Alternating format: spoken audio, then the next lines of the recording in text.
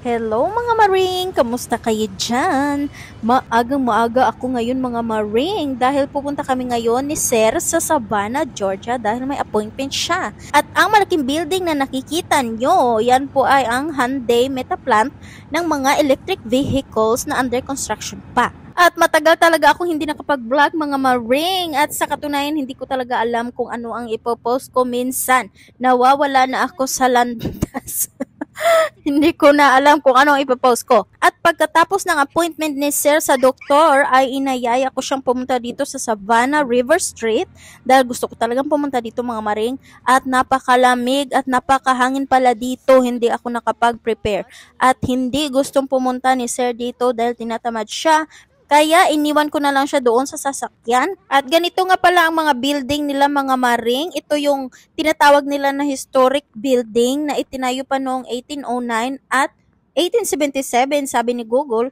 At napakaganda dito pang pamilya, pang picnic, magmuni-muni ka. Ayan, kung heartbroken ka, dito ka mag-iyak-iyak. Walang tao, ikaw lang talaga. Dito naman tayo sa kabilang banda, may mga restaurant at mga tsanggit-tsanggit dyan mga maring. At ayan na nga si Sir, hindi na siya nakatiis at sumunod na siya sa amin. At pumunta kami dito sa isang candy store nila na grabe nag-awas-awas ang mga candy mga maring. May mga malalaking lollipop, iba't ibang candies na mga bata. At meron pa doon sa ding-ding, ang dami mga maring, iba't ibang candy, grabe naman.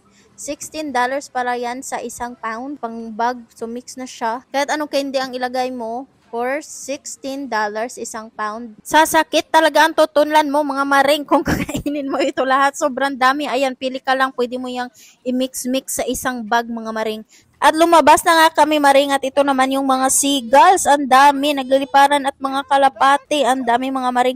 So busy na si Sir sa pagpapakain sa kanila. Binibigyan niya ng popcorn dahil maganda na ang mood niya. Kaya yan, binabahugan na niya ang mga kalapati. At ito naman yung tinatawag nila na Savannah Bells Ferry. Bellis? Bells. Hindi ko alam kung sino ang nasa loob dyan, mga maring basta yan. At ayan na nga ang ating munting vlog at munting tour dito sa Savannah River Street, mga maring.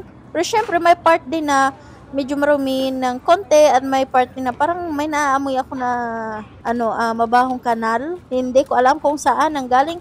Pero maganda siya mga maring. Wala nga lang masyadong tao ngayon dahil winter at malamig talaga mga maring. Kaya kailangan na namin umuwi. Tumitigas na ang aking mga kamay. Sana ay nagustuhan nyo ang aking video. Sa susunod na naman. Bye!